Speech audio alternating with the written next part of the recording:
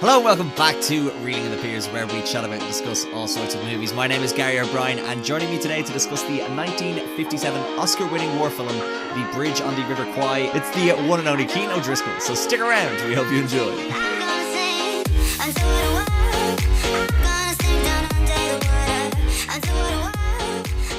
Hello Cian, you're back and you're with a movie that nobody knows. Woo!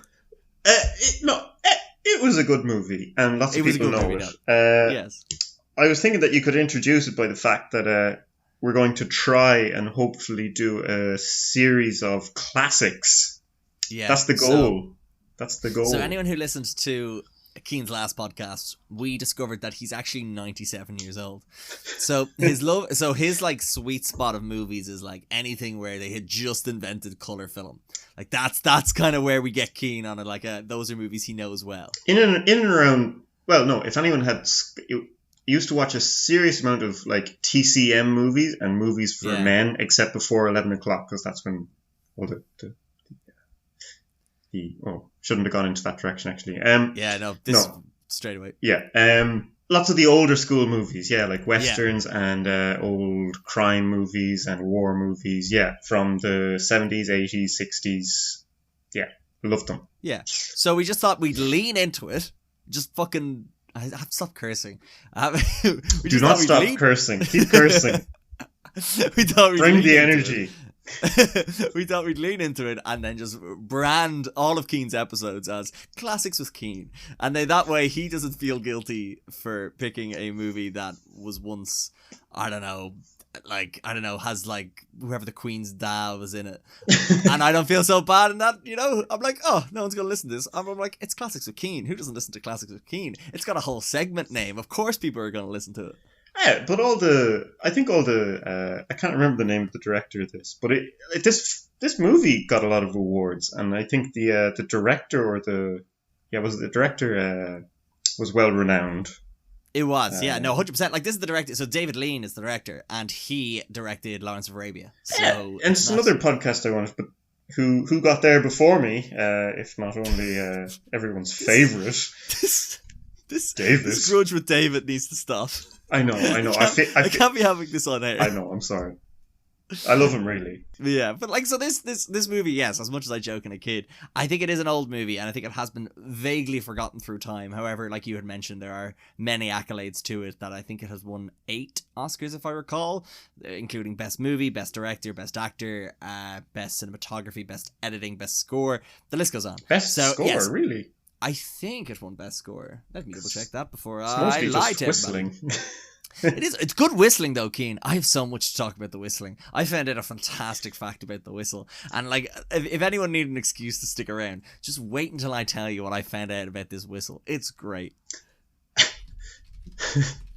How interesting can a whistle be? Oh, Cian, trust me.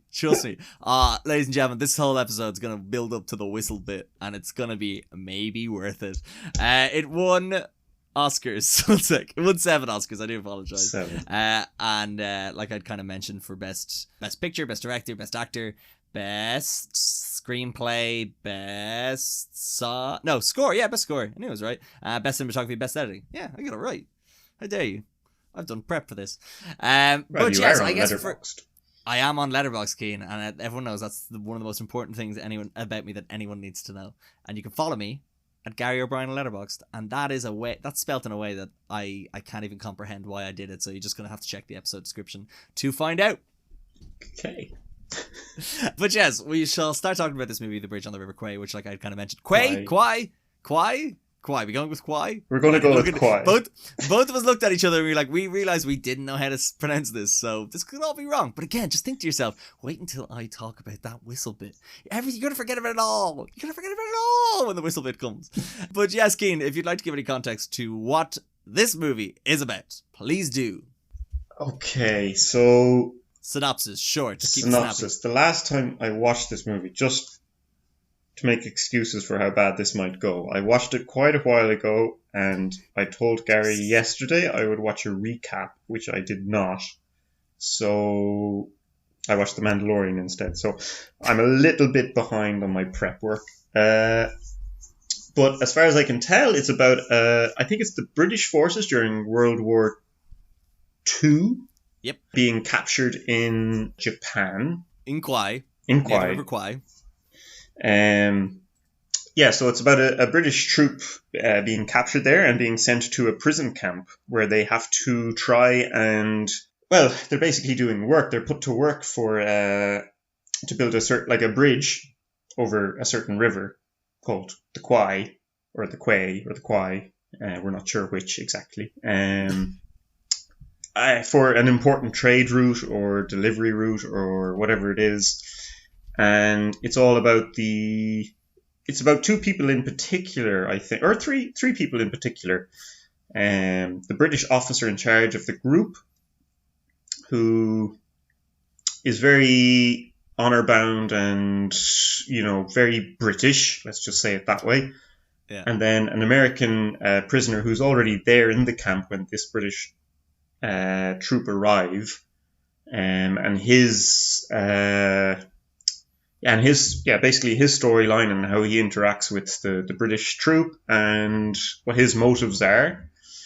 And then I suppose the antagonist of the film is the Colonel Sato. Yeah, Sato or Saito. Kwai or Kwai, we'll never know. We'll never know. And basically his involvement in running the camp and trying to drive the British soldiers into building this bridge under his authority. Yeah, and that's basically, it's a pretty simplistic plot, really.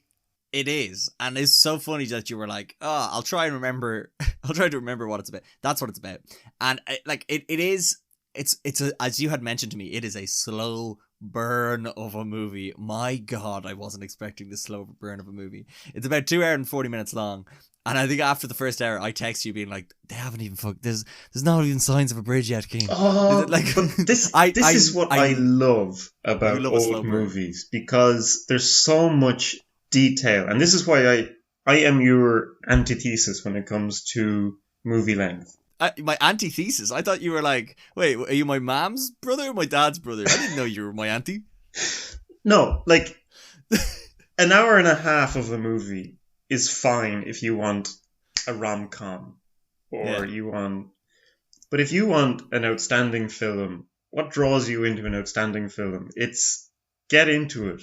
Like, lose yourself in it. And that's why I love these movies, because that's what builds up the story. All the little details, all the little character interactions, because, especially with this one between the British commander, Nicholson, and General Saito, Saito or whatever it is, they're class. But they take time to develop that, weird relationship that they have. And that's why I think it's worth spending 2 hours and 40 minutes watching this slow movie with a simplistic plot. Yeah. That managed to win 7 Oscars. Do you know? It's a slow movie, but the attention to detail, it's worth it. No, 100%. And you'd asked me before this, did I like it? And I feel like that's the way these classics with Cian's always go. In that I'm like, look, I definitely found parts of it I enjoyed. No, but I think this is a perfect one, because I was talking to my mum about it as well. And she was kind of like, it's a movie she'd come in, if she was like, came into the living room and it was on, no matter what point of the movie, she'd sit down and start watching it, just because it has that there's a great feel to it throughout. There's a very warm feel throughout, which is funny when you consider it's a war film, but it's not really a war film. It's more like war, a kind of a side of war that you don't really kind of maybe think about, or you don't consider, which is that, like, look, these British, like you said, this British troop was captured and at the under the control of this Japanese department, or what word, like I don't know, prison camp, prison camp, a labor camp, and it's basically just Alec Guinness, who's in this, by the way. He plays Colonel Nicholson. He's the kind of head of this British group, and he's just like, look, if we're coming here, we're gonna do everything we need to do as prisoners. We're not gonna do anything more, we're not gonna do anything less. But, like, look, prison be the same way. He's so, like you say, he's so British. He'd be like, look, if we had prisoners, we'd want them to do this as well. So we're going to use our British innovation and hard work and true grit and build this bloody bridge. Let's go. So it's a lot of that, which just is very hard to watch, because I'm just like, you're a moron. But also, it is. But look, like you say, he's honor bound, and that's what causes a lot of trouble between him and Colonel Sato, is that, like, Alec Guinness's character is kind of like, look, according to the Geneva Convention, the officers aren't supposed to work. That's what happens. And then Colonel Sato's like, look, this bridge has got to get built. I don't give a shit, you're going to build the bridge. And he goes, well, we're just gonna, no one's gonna have to work then. And that causes all the workers to not strike. Anyway, what I'm more so trying to get to at this point is, it's this weird interaction of kind of all of these players knowing they're in a grander scheme of war, but they're just like, look, how do we make our day-to-day survivable and passable? How do we make our lives mean something in as something as grandiose and something as widespread as a world war? Yes, like sorry. Sorry, no, it took me a little bit to recapture because I got distracted by a notification. I'm sorry, but I've closed it now. My full attention is on you. No, I do agree, but maybe the focus, because for me, I've watched a lot of war movies. Also, they're one of my favorite types of movies or genres of movies. And two of my favorite are maybe Clint Eastwood, the twin movies, the Twins with Arnold Schwarzenegger. No, Danny DeVito. Sorry, no, not that movie. Okay, fair. No, Clint Eastwood did two movies, basically on the opposite side of perspective with the Japanese and the Americans during World War II. Flags of Our Fathers, and then the other one, I can't remember the name. From Hiroshima. Yeah. I can't remember the name. And I love those movies because they give a perspective of both sides, and the brutality of both sides, obviously. So I do have certain opinions about this movie in particular, being a war movie and how kind of romanticized it is, because I think in this particular, I remember my dad telling me when I watched this first, because I watched it with him, that, this is very romanticized because the actual casualties in building this bridge were astronomical and the treatment of the prisoners was horrific. Yeah. But we don't see any of that in this movie. It's very romanticized, and I'm not sure, is it the time that this movie was produced, or, is it very Americanized? I don't know if that's true either, but I think it's not the real focus of the movie. The focus of the movie is maybe more in that, what does it take to keep your integrity or keep your honor, and the rewards, or maybe the consequences of seeing that through, Yeah, no, 100%. I think what's also important to mention about this movie is it's based on a novel. So it's not always going to be a true depiction of these events. It was someone wrote a book about this and then they made that into a movie. That's true, yeah. So I think there was always that element to it as well. And yeah, I think that sort of triumph and adversary element to it has that sort of good feel factor throughout. But yeah, maybe, and I think maybe because it's not you don't focus on, let's say, the war element of people killing each other, you can kind of forget about this. It's more of nearly like a Saturday morning sort of old-timey TV show, something like MASH or F Troop, or what's the other one? Hogan's Heroes as well. That was the one I was thinking of. Yeah. But and I think that was also a great point that we're also going to spoil the movie at some point. Like I said, there's really not that much to spoil. They build the bridge and then something happens after. Now. Oh, we'll start spoiling it now? Okay, well, before we do it, look, it's an absolutely fine movie. It's 2 hours and 40 hours. 2 hours and 40 hours long. Sorry, it's 2 hours and 40 minutes long. It's worth it. Look, it won Best Picture, and that's a reason to watch it. And also has fantastic performances by Alec Guinness, who won an Oscar for this. It has some fantastic cinematography. The production design, which I'll talk about a bit later, is incredible. They don't make movies like this anymore. And the ending, I think, really does sell it for me as well. So the end, especially the ending. We'll get to it later, but it's incredibly complex for how the rest of the movie went. Yeah. For how much actually happened in the movie. In one of these rare occasions, you could say that this plot could have been condensed to an hour and a half. Yeah, but 100%. I wouldn't do that. For the delivery of it, I wouldn't do it. I think it took that to deliver the ending that we got. So that's the podcast, I suppose. So see you next month. We'll start spoiling it now. Like I said, there's not too much to spoil, but just that's going to be the hard point at which to turn back now. do you want to talk about either we have two options that I'm going to go down right now, which is the production design or the Alec Guinness's performance. Sorry, let's say Alec Guinness. Let's say the acting or the production design. I'll give you the choice.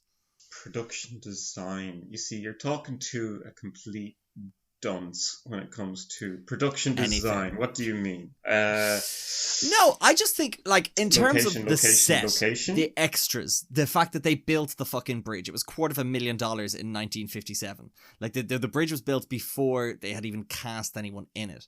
The scale of which, and yeah, I'm going to spoil it now. The bridge gets fucking blown to pieces. And again, there's more intricacies around that later on that we'll talk about. But that looked unbelievable. Like nothing like nowadays it would be either CGI mess or even, let's say, in the 90s and 80s, it would be like a miniature or something like that. And you could easily tell. This, they fucking blew that bridge up and they had that fucking, 2 bits and had that train go over it.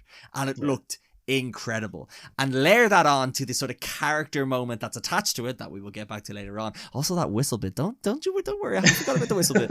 Is madness. Madness. It's madness. It's unbelievable. It's like these Hollywood movies of like the 40s and the 50s and the 60s. They just have more money than they know what to do. It's like, fuck it, we'll build a bridge, and because they had no other options. They didn't know, but like, I don't think miniatures were a big thing. Well, they were, but they weren't like maybe to this extent. And then like CGI was an absolute no-go. But it was more art back then. Unbelievable. And that's why I like these classics, because they put the actual work in. Do you know what I mean? And that's why I love it, because so let's get into the production design then. Like, no, that's it. That's all I want to say about production. Yeah. No, everything. Like, the setting is phenomenal. I mean, like, the opening couple of scenes, you know, straight away you get a sense of where the characters are, where this troupe have been captured. It's a rainforest. It's incredibly humid. It's, there's loads of life, but there's limited options of escape, because where the hell do you go? And this is where, like, they have filmed the movie. You get a sense of it straight away. It's incredible. They're in the middle of a humid rainforest, and there's literally nowhere to go. And in fact, we see that with one of the characters, one of the three, I don't know, maybe the three main characters, the American William... what's his name? No, not Holden. No, that's the actor's name. The name of the actor is William Holden, and he plays Commander Shears. Shears. He, you know, not to jump too far ahead, but like this guy does manage to try and like actually escape at some point, and you know he escapes, I think, with 5 or 6 other people, but he's the only one that manages to survive. Yeah. And he's nearly half dead when he's found by a local community. So they set the setting is really well done. You know, you do get this sense like nearly immediately that like, okay, they're prisoners, but like they're free to chance leaving if they want, but they're not going to get anywhere because it's dense rainforest. So like I can only imagine in terms of the production, in terms of getting all the equipment and building the bridge and all the filming and, you know, the logistics. And I know they ended up not building the set on the River Kwai, because I think it was Kwai.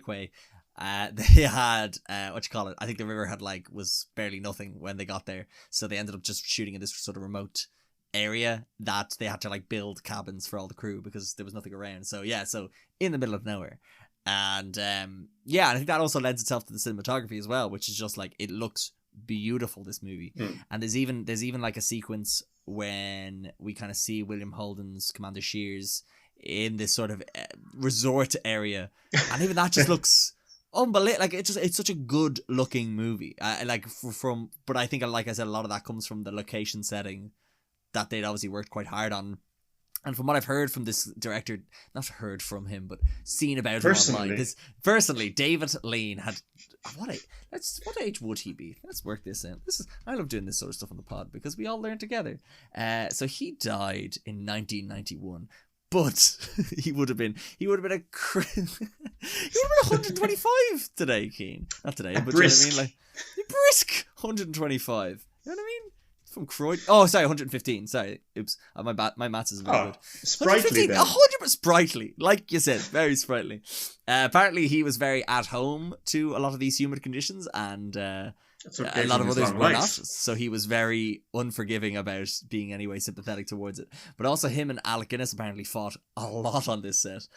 Oh, really? I have a quote here somewhere from it. Yeah, so it said, I think this is Wikipedia, I can't remember where I got this, but it said apparently Alec Guinness was very uncertain about the script because it was very anti-British. But apparently he had a lengthy row with the director about this because he wanted to play the characters quite like humorous and sympathetic, but Lean wanted this sort of kind of a bore of a character, effectively, just this really like uptight British general, a colonel. And it says, on another occasion they argued over a scene where Nicholson reflects on his career in the army, and then Lean filmed the scene from behind Guinness and exploded in anger when Guinness asked him why was he doing this. And then after Guinness was done with the scene, Lean said, "Now you can all fuck off and go home, you English actors. Thank God I'm starting work with the American actor tomorrow." So was the script anti-British, or was the director? Who's to say? That's like, because I heard those things.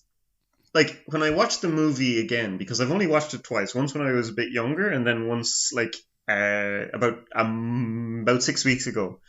And, like, the difference in time gave me different perspectives. So I Googled some stuff afterwards, and, like, I've watched a lot of war movies, so I have biases, and that's why I love Clint Eastwood's 2 movies.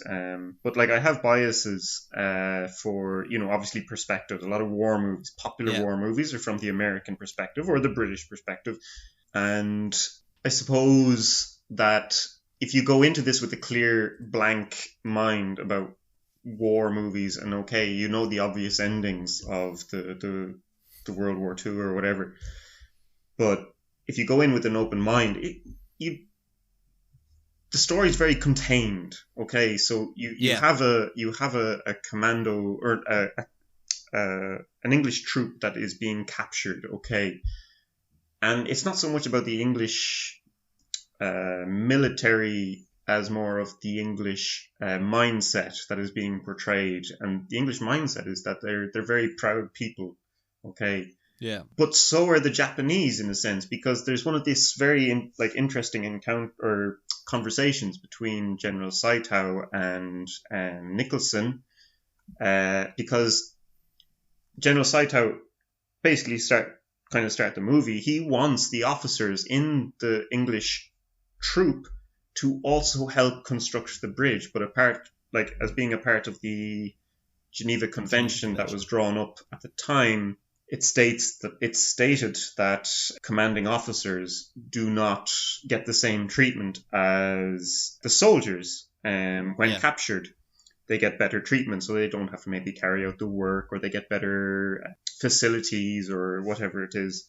So, but General Saito is obviously they weren't part of this convention, I don't think, at the time. So, like, he has no regard, of this convention. But at the same time, there's an interesting dialogue between them later on where he says that, okay, you're stubborn, but you have no pride, and you're... Oh, I have that written down somewhere, because it's great. It's great. It's like the English mentality, even though it's so proud and it's so righteous, it actually also makes no sense. You are defeated but have no shame. You're stubborn but no pride. You endure but have no courage. Exactly. It's just being stubborn for the sake of being stubborn. Whereas like all these old Japanese, Chinese, Korean cultures are built on honor and respect and knowing or submitting to your opponent when you are beaten also, and giving respect to your opponent. Because you have been beaten. It's about respect. It's about acknowledgement. And the English don't agree. It's just being not giving up till the bitter end. And they're just two conflicting ideologies that are perfectly summed up in these two characters. And I think what's great about it then is what happens is eventually General Saito or Colonel Saito, because Alec Guinness gets put in an oven effectively. Weird the oven. Sort of tin, the oven, this little weird tin box to basically be tortured, and until he agrees to work, and then eventually he gets taken out, And he then oversees the bridge production and is very much like, no, we got to do this right, because look, no one can say we can't do a bad job on this, because it'll be a feat of British engineering. And he's like, all right, guys, cool. And what's interesting is the bridge has to be done by a certain date. And General Saito, or Colonel Saito, I don't know if I keep calling him General, it comes out with this thing of like, oh, to celebrate the anniversary of this thing, you don't have to work, then therefore we both get what we want. I don't have to concede to your demands, but also, you know, you don't have to work, so this is great. And then as Alec Guinness sort of begins to oversee the project and it has to be done by a certain date, he's like, fuck, this is not going to get done on time. So like, I tell you what, the officers are just going to work. We'll just get this done. We'll all work. Yeah. How about that? And like, even by the end of it, the officers do end up working, but it was on his, like, that's, it's just like, one is stubborn but has, what was the phrase again? Defeated but no shame, stubborn but no pride. He was like, I don't care. The pride of us like, not working, that doesn't matter to me. I just want to be stubborn about this and make sure it's all on my terms. But that's like, and that's why I say like, or I think that the most like the focus is it could be any movie in particular. It doesn't have to necessarily be a war movie as such. It's more about the theme is, you know, it can be generic. It's like he is proud and he wants to ensure that his people and the people under him and him, there's a good reflection of the work that he does, so that, you know, okay, he gets released from the oven early on. Like, he initially refuses because he will not submit to General Saito in this prison camp, because he orders everyone to build a bridge, and as part of the Geneva Convention, as opposed to the Geneva Conduction. It's very hot in the rainforest.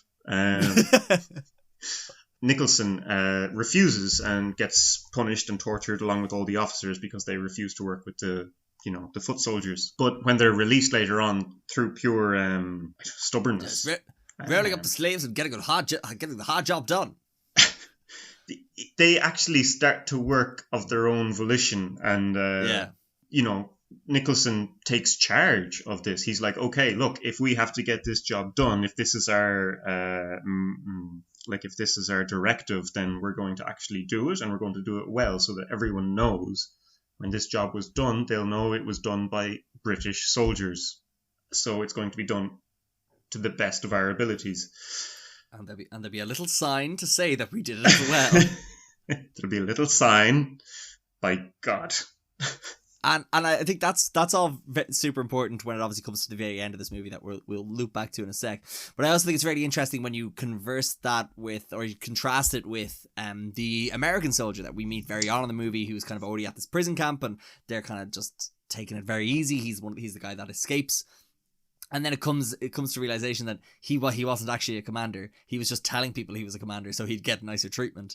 And it's this sort of thing of like, I'll do whatever is sort of the easiest route out. But then again, it sort of has that sort of, he's told he has to go back in. And there's that sort of American, yes, we can attitude of like, we'll fix this. So it kind of like, and I don't think anyone comes off great in this movie. And I think that's why I wouldn't define it as anti-British, because I feel like it's not very pleasant to the Americans, not very pleasant to the Japanese either. So like, I think the American, the angle of having him then have to re-enter this camp to blow up this bridge, not knowing that the English are sort of taking pride in building it, feeling like the intel or the comms coming into them is being like, oh, they're going to build this bridge, we got to blow it up, and they're completely cut off. Our men. Yeah. Completely cut off, yeah. And then to have the American guy being like, oh, I'm going to fix this, I'm going to swoop in there with all my freedom and and save these people. It's a good point, because like we discussed a few minutes ago, there's very little in this movie to actually give clarity or to give an idea of how bad conditions are. But when we're first introduced to this American soldier, Shears, he's digging graves, at like a mass graveyard. Okay, jeez, I watched this last night and I forgot that, and you've seen this how many weeks ago? You remember weeks ago? No, because it's an important point, because it is the second time I watched it. Sorry, but it moved me, this initial scene, because it can be a very light-hearted movie in certain points, but the initial sequence, I think, gives you a sense And I think that's an important part of the direction or the way the movie is set up. Like, don't forget that this is also it's a war movie. So we meet this American character as a prisoner, American soldier as a prisoner who's digging graves in this mass graveyard.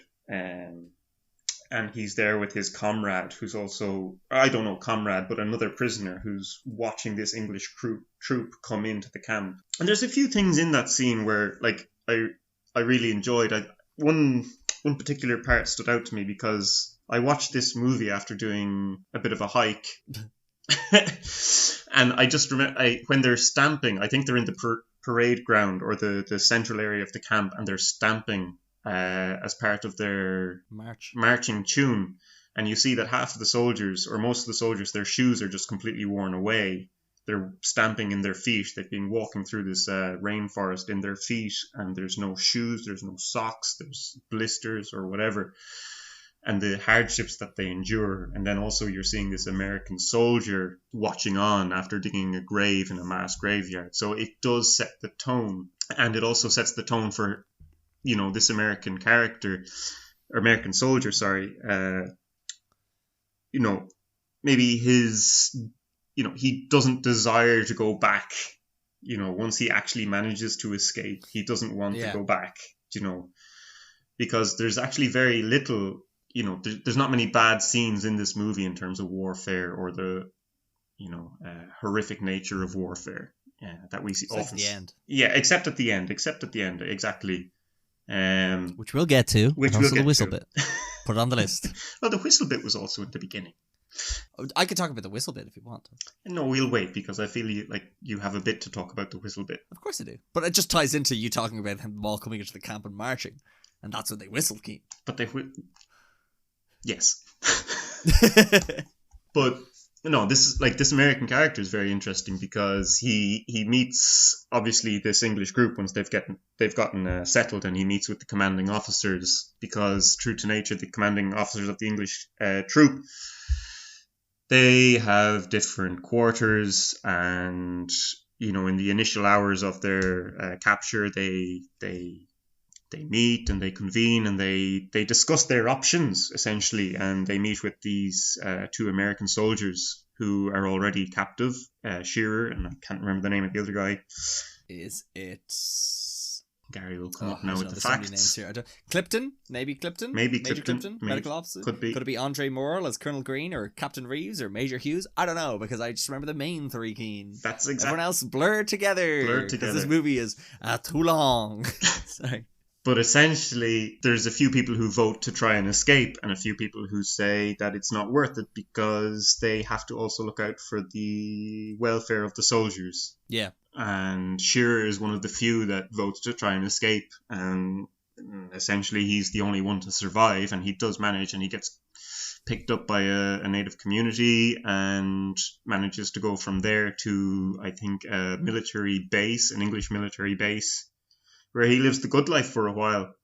And it's there that we understand that he is not actually Commander or Captain Shearer. He's just a regular foot soldier who's taken on the persona of his commander. And I have a funny part about that sequence, because he falls in love, or not about falls in love, but he finds himself in the company of a beautiful woman who, to what it serves the movie, is very little. And I think it was very quite like I thought to myself, I was like, oh yeah, there's just no women in this movie until you see this one woman. And then, on my usual search of the IMDb trivia, it says, in a 1988 interview with Barry Norman, David Lean confirmed that Columbia almost stopped filming after 3 weeks because there was no white woman in the film, forcing him to add what he called a very terrible scene between Holden and a nurse on the beach. Like, I get it, okay? I do get it, but the concept of the movie is a military war prison, and it's in the middle of the jungle, and when your man... Where women are notoriously not found. Well, I'd imagine so, to be honest, but... No, but I guess my point was, it was just like, it felt like a forced scene, and then I saw this, and I was like, makes sense. However, I think it does add sort of some of the... what's the word? It's I don't know the English for it. It's try the Japanese. Yeah, exactly. It's no, but it kind of lends itself to this character of the William Holden being like, I have everything I need here. Why? I have the sun. I have this, like, you know, beaches. I have women. Like, why do I need to leave? And then all of a sudden he's kind of dragged back into the thick of it then. So he goes back in with a commando unit to try and, blow up the bridge. But what he doesn't realize at the same time is that Nicholson and his British troop have, after Nicholson and his commanding officers have been released from the ovens, basically, they have set about building this bridge with Ernest to meet the deadline and really make a good job of it. So they're under pressure. Not only Shearer's character is under a lot of pressure to try and get there in time to blow it up before the first train crosses it, but also Nicholson's character and Saito's character is under a lot of pressure to try and build it before a certain deadline so that the first bridge can cross it. So yeah, it's slowly building up this pressure because these are... An emphasis on the word slow. It is slow, but there are interactions that are... They add to it because it's not a direction that you think the movie will go when you see the first third of the movie, say. Yeah, when nothing happens. When you're like, oh, there might be action in this movie, so... Is that what you're getting at here? But it slowly builds, and I love it. Oh, slowly. Like yeah, sure. No, and I think that's why I kind of said earlier that, like, I think that the climax of the movie does make it for me. However, I think now is the time, Cian. I think now is the time that I talk about the whistle bit, because I've hyped up the whistle bit, and I realise we haven't talked about the whistle bit, and I feel like I need to talk about the whistle bit before we talk about the climax. So, Cian, everyone knows. So, I feel like we should have put this in the beginning, because I feel like if you don't know what this movie is, it's the movie that has the whistle theme of... I'll just put it in. I'm not going to bother whistling. Oh, no! Copyright. It has that. I'm just not going to... I think it was in the Breakfast... No, not the Breakfast Club. Is it the Breakfast Club? Could be. It was in another... like famous yeah, it's a weird whistle march, but basically it's a strain or the opening segment of what is called Colonel Bogey's March or Bogey's March. I don't really know, but the idea is that they would all walk into the camp, or they'd all march into the camp with whistling this. But the reason why they had done this is because they couldn't get the extras to march on time, so they wanted the extras to just march into the camp, but they couldn't all keep the beat. So, I do have their name. I think it was either David... Oh, no, a guy called George Ciagatz, a whistle expert, began to whistle the Colonel Bogey March, and then that is what got them all into tune and walking in. So that's the reason why they have the whistle in this movie, is because the extras couldn't fucking keep their beat walking in. However, and this is the best part of the trivia for me, and I love it, I just love coming across this, and it's fantastic. Whereas when the director heard that this was going to be incorporated in, this song or this beat or this tune was parodied a lot in World War II, and director David Lean wanted this version to be sung when the guys walked in. However, I believe it was the producer told him it was far too vulgar, and then only the whistling version was to be used. But ladies and gentlemen, we don't beat around the bush here, right? We don't censor nothing. So the original, the lyrics to the song that the director of this movie wanted as these guys walked into the camp were, I don't know whether I should sing it or hum it, but it's like, Hitler has only got one ball, Goring has two but very small, Himmler is rather similar, but poor old Goebbels has no balls at all. That song is going to be ruined for everyone now, purely from my bad singing, but also from knowing that those lyrics exist. So David Lean wanted them to be singing Hitler has only got one ball as they walked into the camp. I am actually so happy. Like, aside from watching this movie and enjoying it, I am so happy that you have found this fact after watching this movie, because you alone can find ammunition from a fact like this and spread it to the world in ways that I could never do it. And I love it. I'm telling you. This should be sung at football chants. And it's not look, I understand there are men out there with one testicle due to, like, I don't know, like medical issues or whatever like that. But what we're talking about here is we're talking about Hitler and some of the worst people in the world. So we can take the piss out of them as long as we want. Yeah, exactly. So look, this song's not doing any harm in my opinion. Oh, fuck that. Yeah, no. I'll send you the lyrics if you want. Do, please. It's only 4 lines, but I think it's self-explanatory enough. Yeah, that was my favourite thing, and I hope the whistling bit was worth it. But look, we're much to the end of this movie. It's the end of this podcast, so we better wrap this up soon, Cian. So, like we had kind of said, everything is building slowly. Did I mention it was slowly? It's slowly building. Everything slowly builds to this very slow build of a climax, which is, we'd already mentioned, William Holding is looking to blow up this bridge. Colonel Nicholson is trying to build it and make it past the test of a train going by it. And Colonel Sato is, like we said, trying to reach this deadline. So William Holden sort of has this group of people, and they plant explosives, and they're ready to go and blow it up. But they want to blow it up as the train's going by it, if I recall. Yes, I think so, just to create more damage.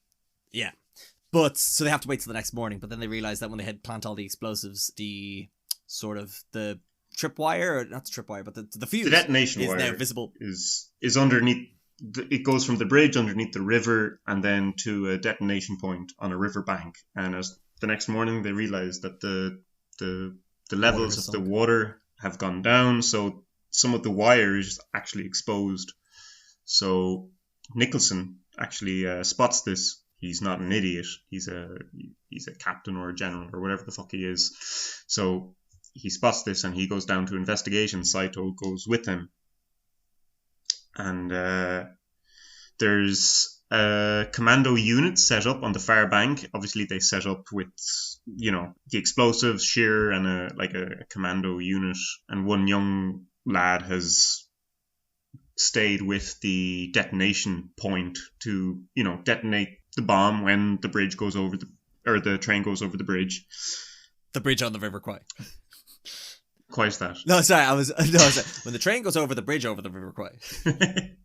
But he goes down to investigate this anyway, and this is when everything starts to kick off. And this is where I really should have maybe watched, because I can't remember the direct sequence of events. And events, I mean, who gets killed first. Well, what happens is, Alec Guinness's Colonel Nicholson comes across this wire. He's tracing it all the way back, and basically turns to the river at one point. And this guy, this young lad, kills Colonel Sato. Yes. And then Colonel Nicholson turns around and is like, what the fuck's happened here? But it's this weird thing of it's a bit like Stockholm Syndrome in a way, in that Colonel Nicholson has realised that his captor effectively has now been killed and his freedom is guaranteed. But yet there's this confliction of, but the bridge, it must be maintained, it must be protected. Right, and he ends up poured fighting his heart and soul into it. Yeah, and he begins to fight with this sort of young lad. But the Japanese realise what's happening, and they start to open fire as William Holden's character, whose real name, it's Commander Shears is what he says, but his name is Brevet Major. I don't remember. Commander Shears. Commander Shears. Shears then is trying to get across the river then. Sure. And eventually what happens is it's basically Shears v Holden. Oh no, Holden gets shot, and Holden is trying to basically plea to Colonel Nicholson's sort of humanity and sort of right to being against these Japanese to blow it up. And he then just realizes there's this moment, and this is where, to me, Alec Guinness wins the Oscar. It's just, he has this moment where he's just like, what the fuck have I done? I think, I don't know what he said. I think there is something of what have I done? I think is what he said, or what did I do? And he makes no action. He just gets shot, or he just faints, but he happens to fall very comedically, much to probably Alec Guinness's wish, on the detonator, and blows up the bridge, and blows up his hard work and determination and his what? His bros. His bros. He blows up. No, it's a the ending is just, it's because that madness, action. Cian, it's madness. Madness. That action sequence is madness or not? That action sequence happens in about, I don't know, is it 10 minutes? In a 2 hour. Cian, knowing this movie, it could have been 5 hours. Everything took way longer than it needed. It's very fast, and you just get the sense that Nicholson has just realized, man, what the fuck have I done? I've been fighting for the wrong side for the last however long, just for the sake of integrity and honor, getting the job done. Yeah. It's what won the movie over for me. I was like, you know what, I really love that. And I guess that's why it kind of pays to have it at a longer runtime, because you're tricking the audience into forgetting sort of how against this he was at the beginning, because you're spending so much time, like you say, those interactions between him and Colonel Sato. They share a bottle of horrendous whiskey together, and we all know what that's like. I'm telling you, Johnny Walker's no good. That's a hot take from me and Cian. You don't like Johnny Walker, sure you don't? No, I don't like Johnny Walker. Not a fan at all. Muck. Unless it's blue, but I haven't had blue. Yeah, the blue label, yeah. I'd rather build a bridge, Cian. That's how much Build a bridge. I would, yeah. And maybe get over it. I'll never get over it. And yeah, so yeah, you see that relationship with the two of them getting together. And then that's, so yes, and then to have that all kick back into, you know, they have that whole big ceremony to open the bridge up together, to then him being like, what the fuck was I at? You know what I mean? It's great. It's fantastic. I really enjoyed that. Like, me too. And like watching it, you know, watching it again recently after so many years, it was like that final scene. I think it just pans out for a couple of seconds or half a minute of the detonation site, where there's just this group of bodies, but they're the bodies of the 3 or 4 main characters. Yeah. After seeing the explosion of the bridge and the build-up of this whole movie, the whole plot of the movie, and overlaying this scene is just the comedic sort of whistling march, you know, the tune, the marching song, and it's just, you get the sense of like, you know, this has all been pointless. And, you know, for me, it kind of just strikes home is that, like, you know, people generally feel the same. They're fighting for the same thing. It's just different perspectives. You know, it's a matter of context. Yeah. You know, obviously you have your exceptions, but like in general, people want the same thing. They're fighting for the same thing. You know, the same things matter to them: integrity and honor, and it's just what side you fall on. So yeah, no, it was really what's the word? Powerful, poignant. There you go. I couldn't remember that word if I was sober. There you go. No, what are you talking about? You're completely sober. What are you talking about? It's grand. Yeah.